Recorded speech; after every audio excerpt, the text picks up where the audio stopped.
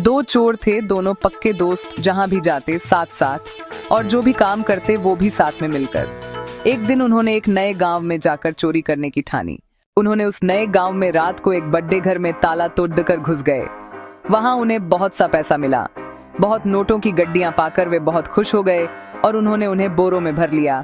फिर उन्होंने देखा वहां बहुत सी शराब की बोतलें भी थीं, क्योंकि वह एक शराब का ठेका था। उन्होंने खुश होकर कुछ शराब पी ली और फिर पीते ही चले गए।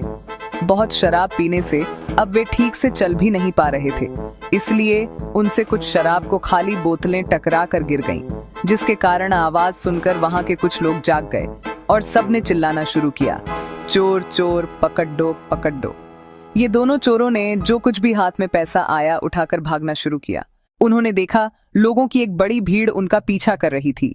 भागते भागते वे एक नदी के किनारे पहुंचे। उन्हें वहां एक नाव दिखाई दी।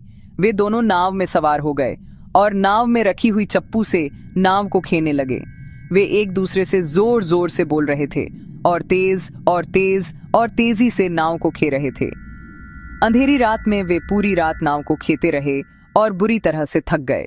जब वे थक गए तो तड्डेच के सुबह वहां के लोगों ने उन्हें आकर पकड़ दैच लिया। तब वे सोचने लगे, अरे हम पूरी रात नाव को खेते रहे और इतनी दूर तक आ गए, फिर भी इन लोगों ने हमें आसानी से पकड़ दैच लिया। तब वहां के लोगों ने बताया, यह नाव तो नदी के किनारे के एक पेडियच से बंधी हुई है। वे पूरी रात एक बंधी हुई नाव को खे रहे थे, चप्पू चला रहे थे।